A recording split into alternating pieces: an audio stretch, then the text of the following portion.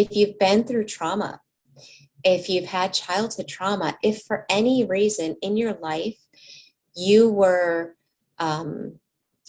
rejected for being you. In other words, maybe in childhood, you had a parent that said things like, if you said, I'm sad, and they're like, oh, you're not sad. Or I feel this. No, you don't feel that.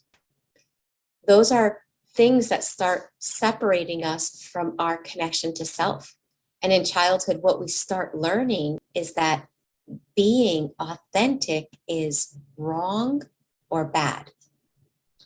And again, when that happens in childhood, that forms a belief system that trains your nervous system to view authenticity a certain way.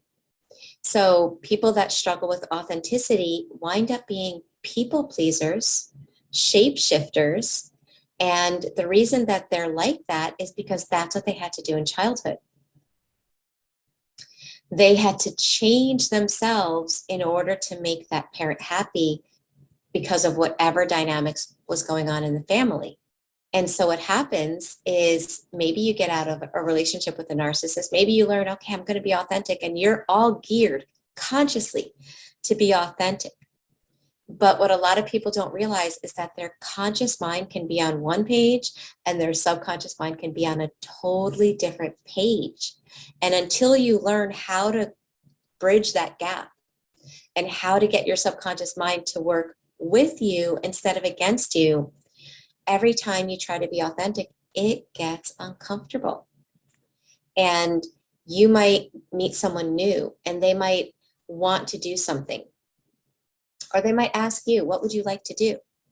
And this alarm goes off inside of you, and this fear of, oh no, if I show the real me, they might reject me.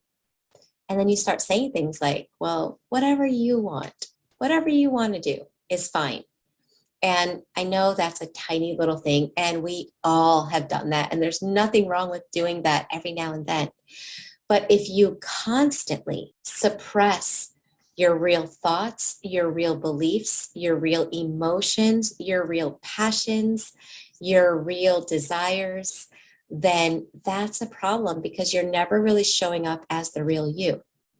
In fact, you are denying you for the sake of someone else. And nothing attracts someone high on the scale of NPD than someone that is willing to sacrifice self to make someone else happy.